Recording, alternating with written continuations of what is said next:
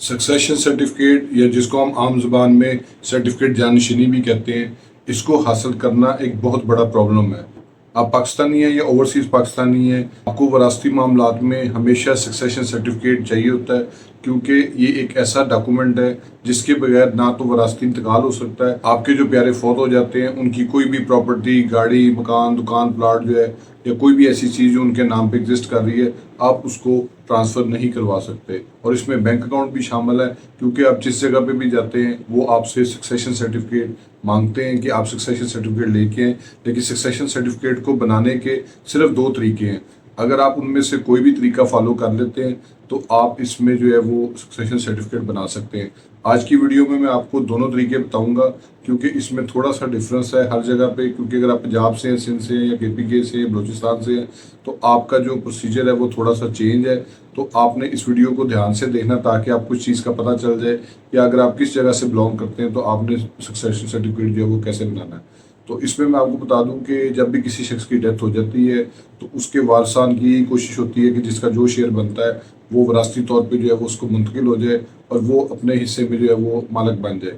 लेकिन प्रॉब्लम ये आती है कि सब लोगों का एक बात में मुत्फिक होना जो है ये एक बहुत बड़ा प्रॉब्लम है, और लोग जो है वो इस चीज़ पे एग्री नहीं कर पाते, कोई इकट्ठे पहुंच नहीं पाते, एक दूसरे की नीयतों पे शक आ जाता है और कई दफ़ा ऐसे मामला हो जाते हैं कि लड़ाई झगड़े तक बात पहुंच जाती है।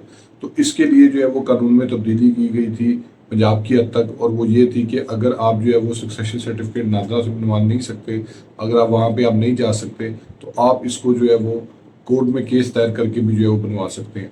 अब कोर्ट में केस दायर करने की जो ज़रूरत थी वो इस वजह से पेश आई थी, क्योंकि नादरा की एक रिक्वायरमेंट है कि आप जब तक तमाम वारसान जो है वो नादरा के पास नहीं आते, वो उनका बायोमेट्रिक नहीं कर लेते, उनको इस बात की तस्दीक नहीं हो जाती कि जी जो शख्स फौत हुआ है उसके आगे जो लोग वारसान हैं, FRC के मुताबिक फैमिली रजिस्ट्रेशन सर्टिफिकेट जिसको हम कहते हैं, वो भी एक नादरा का डॉक्यूमेंट है।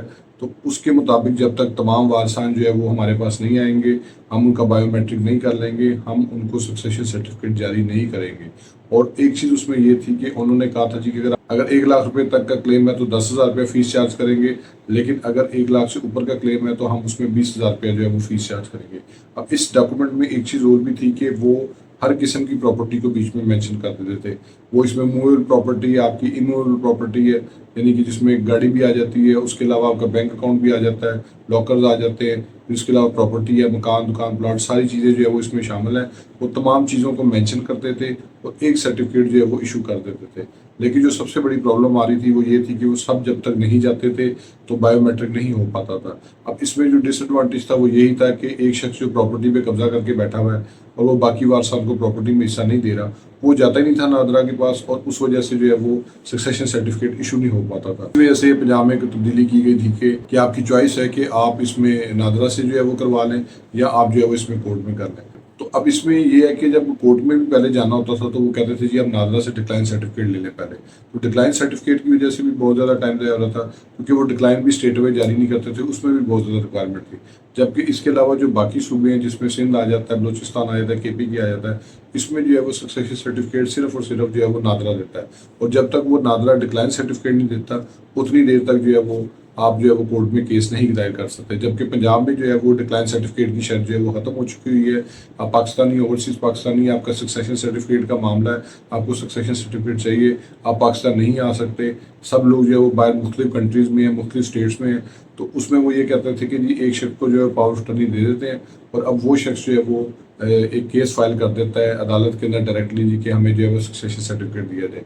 अब इससे हो ये रहा है कि लोगों का टाइम भी बच रहा है और लोगों के लिए वो किसी किस्म की जो है वो गैर ज़रूरी जो रुकावटें हैं वो अब नहीं आ रही। जबकि बाकी सूबों में जब तक नादरा डिक्लाइन सर्टिफिकेट इशू नहीं करता उतनी देर तक आप केस फाइल नहीं कर सकते। अब डिक्लाइन सर्टिफिकेट जो है वो रीज़न उसकी 2-3 है, वो मैं आपको बता दूं। नंबर 1 के ऊपर ये है कि अगर कोई शख्स जो है वो फौत हुआ है और उसके वारसों में से भी कोई शख्स फौत हो गया तो वो डिक्लाइन सर्टिफिकेट इशू कर देते हैं। एक शख्स है, उसकी 2 बीवी हैं या 3 बीवी हैं, किसी का निकाह रजिस्टर्ड हुआ है, किसी ने जो है वो निकाह रजिस्टर्ड नहीं करवाया हुआ, उनमें से कोई चला जाता जी कि मैं भी मरने वाले की वारिस हूँ, उस सूरत में जो है वो डिक्लाइन सर्टिफिकेट इशू कर देते हैं। तो आपको जो है वो कोर्ट में जो है वो केस दायर करना पड़ जाता है। फिर उसके अलावा ये है कि कई लोग ऐसे हैं जो इशूलेस फौत होते हैं, जिनकी आगे औलाद कोई नहीं होती, उनके वारसान जब जाते हैं تو وہ آگے فیملی ٹری کے مطابق ان کو جو ہے وہ ایشو نہیں کرتے. وہ بھائی بہن کی حد تک تو ایشو کر دیتے ہیں لیکن آگے ان کے وارثوں میں ان کی بیوہ جو ہے یہ اس کی حد تک وہ ایشو نہیں کرتے ہیں. تو یہ ساری پرابلم کو مد نظر رکھتے ہی جو ہے نا یہ ڈکلائن کا کانسیپٹ آیا تھا کہ جب ڈکلائن ہو جائے گا تو پھر الٹیمیٹلی کورٹ ڈیسائیڈ کرے گی ایویڈنس کی روشنی میں کہ آیا یہ شخص جو اپنے آپ کو کلیم کر رہا ہے کہ میں وارث ہوں وہ کس حد تک جو ہے وہ وراثت کلیم کر سکتا ہے.